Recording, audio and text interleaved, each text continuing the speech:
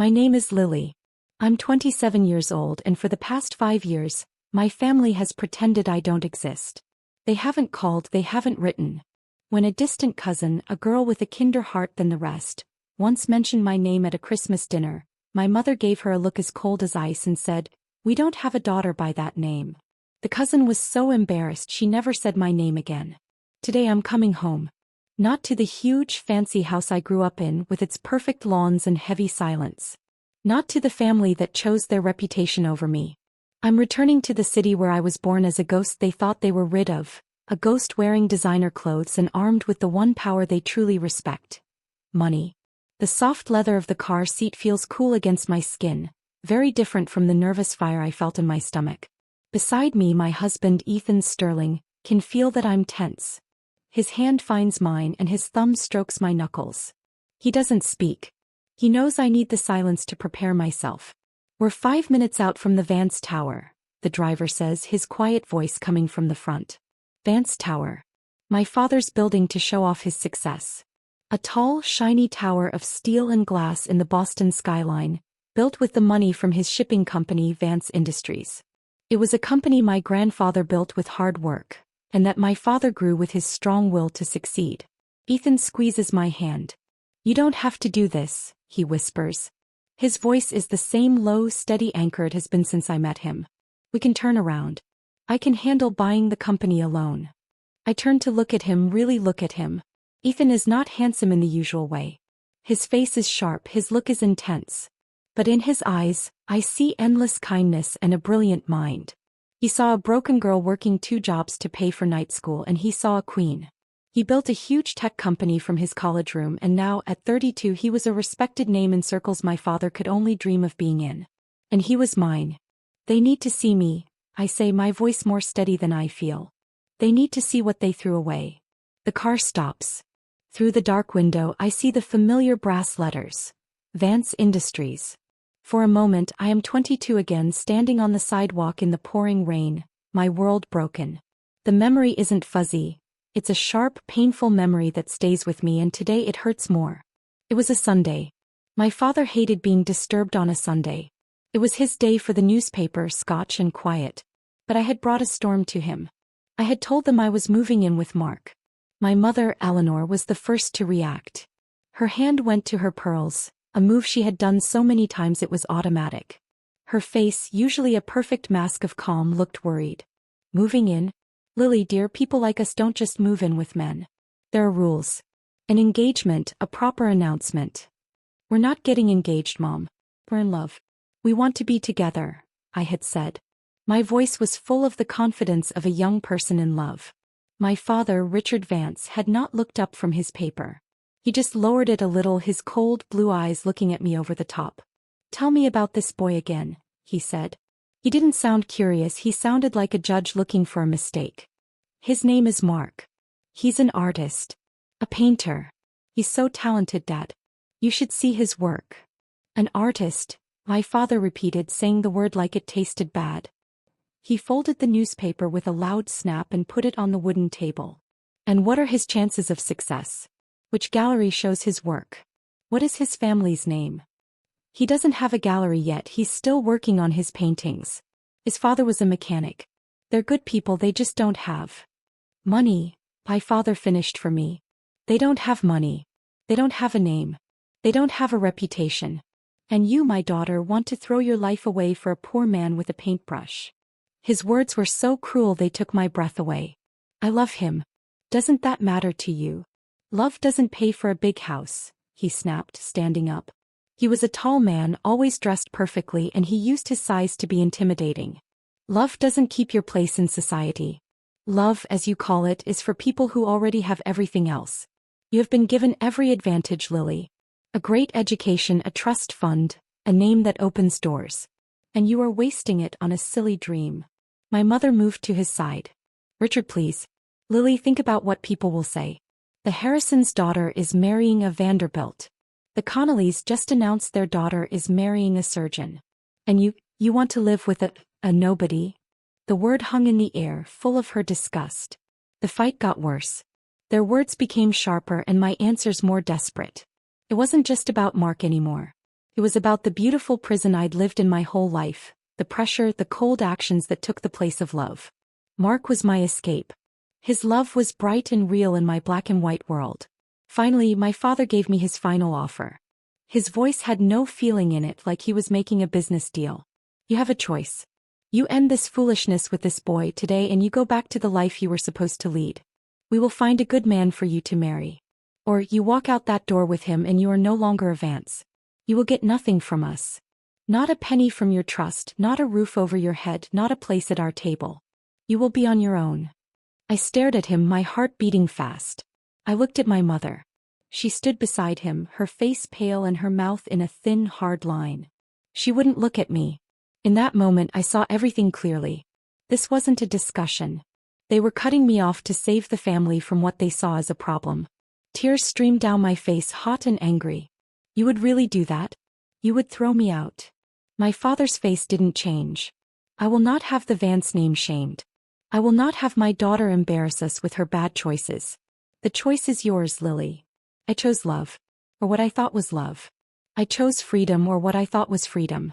I walked out of that house without looking back. The heavy oak door clicked shut behind me like the lid of a coffin. Mark was waiting for me in his old rusty car at the end of the long driveway. When I got in, wet from the rain that had started, he took one look at my face and knew. He held me as I cried, promising we would make it, that our love was all we needed. We were wrong. The first year was a hard time with no money and no hope. Love doesn't keep you warm when the heat in your small, cold apartment breaks in the middle of winter. It doesn't fill your stomach when you're living on cheap noodles and coffee. Mark's tiny apartment was our whole world. It always smelled like paint and damp clothes. His paintings were everywhere, beautiful and sad, but nobody wanted to buy them. I got a job as a waitress and the money I made barely paid our rent. My hands, once soft, became rough from hot water and cleaning. I got a second job, putting things on shelves at a grocery store overnight. I barely slept. The girl who had studied art history, who could talk about old paintings and new ideas, was now so tired she could hardly speak.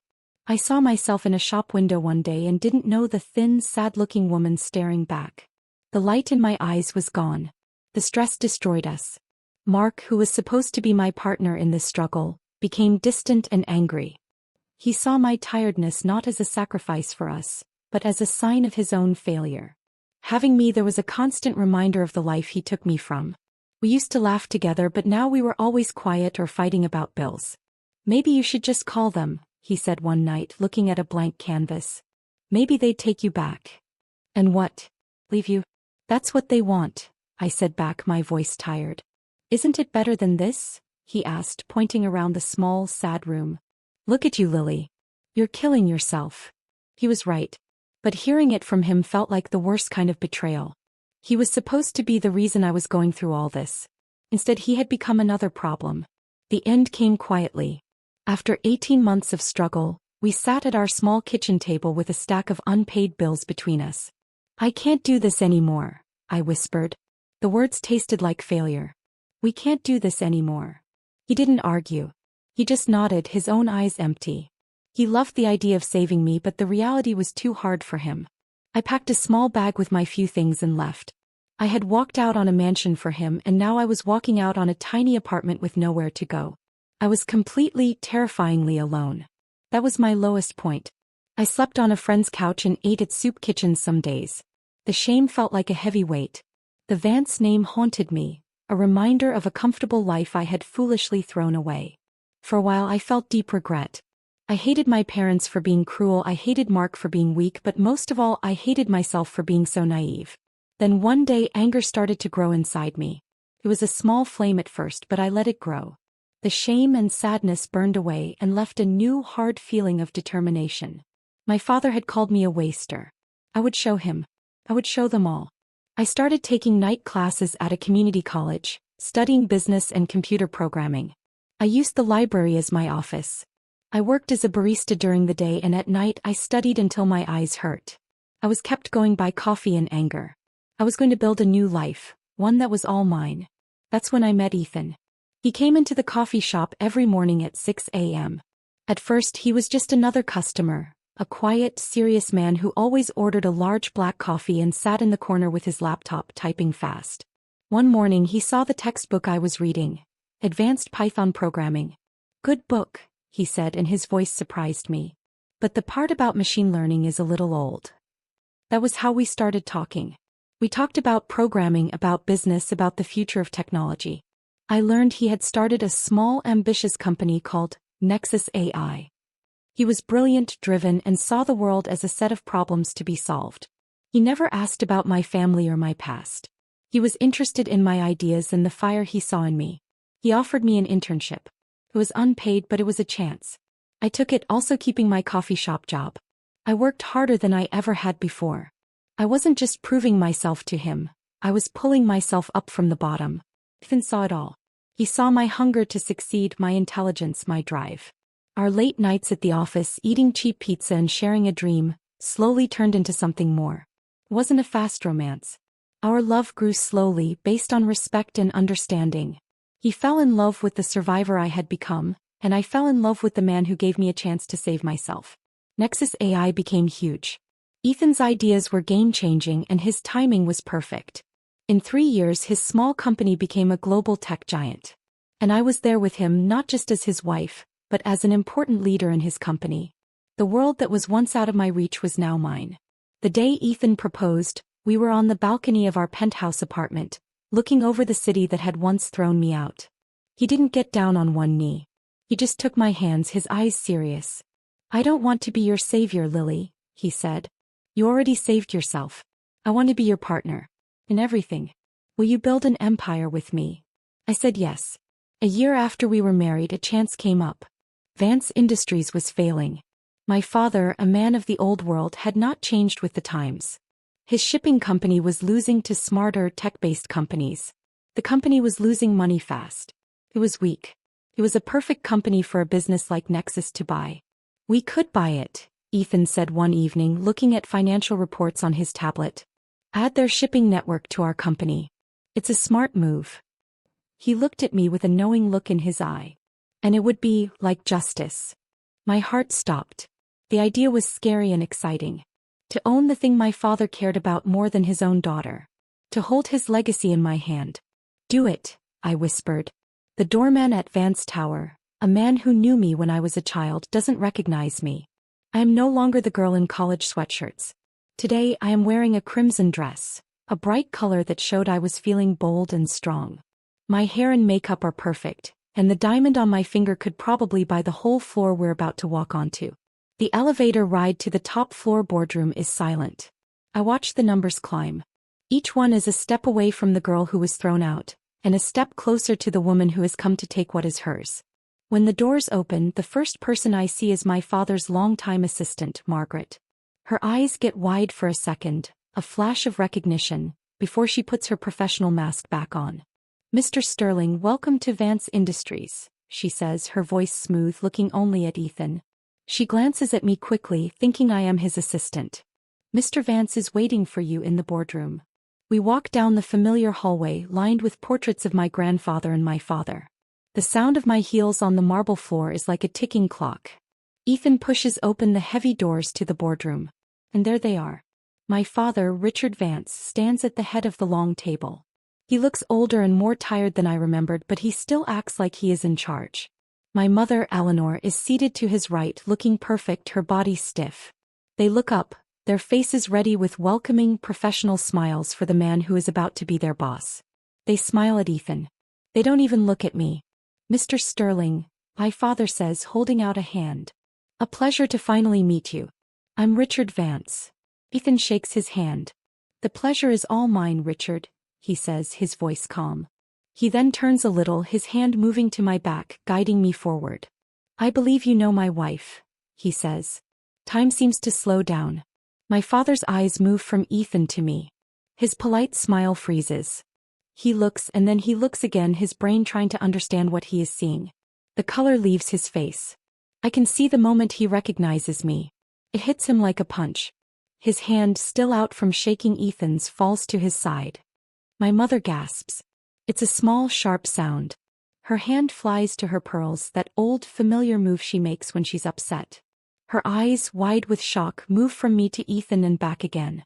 I meet my father's gaze. The cold blue eyes that sent me away, that watched me walk into the rain without caring, are now filled with a look of growing horror. I give him a small, tight smile. "Hello, Father," I say, my voice soft but sharp. "It's been a long time." The boardroom is silent, the air thick with unspoken words. The other board members look confused, feeling the change in the room. But I only look at my parents. I see them for what they are now, not the powerful figures from my childhood, but two small, scared people who have just realized the ghost they thought was gone has returned and she owns the house. The meeting that follows is a joke. My father can barely speak. He trips over his words, his hands shake as he looks at papers he isn't reading. My mother is a statue of silent panic. I, on the other hand, am perfectly calm. I ask smart questions about money and problems in the company. I point out weaknesses in their business with a skill that makes it clear I earned my place at this table. Ethan lets me lead. He watches me with quiet pride, speaking only to support my points. With every word I say, I am breaking the image they had of me, the foolish, emotional girl. I am rewriting my own story with the ink of their failure. When the meeting is finally over and the other board members have left, a heavy silence fills the room. Just the four of us. My father is the first to speak. "Lily, I don't understand." "It seems quite simple to me," I reply, my voice cool. "My husband's company has bought yours. Which means as of this morning I am your boss." My mother makes a small hurt sound. She stands up, her calm finally breaking. "How could you do this? How could you be so full of revenge?" The question is so bold, so blind to what she had done that I can't help but laugh. "Revenge?" I repeat, stepping closer to her. "You want to talk about revenge? Let's talk about the phone calls you never answered. Let's talk about the birthday cards that never came. Let's talk about the day you walked past me on the street. Don't deny it, I saw you, and you looked right through me like I was a stranger. You erased me. You threw me away like trash because I fell in love with someone you didn't like. And you have the nerve to call me vengeful?" Tears fill her eyes, the familiar tears of someone pretending to be a victim. "We did what we thought was best.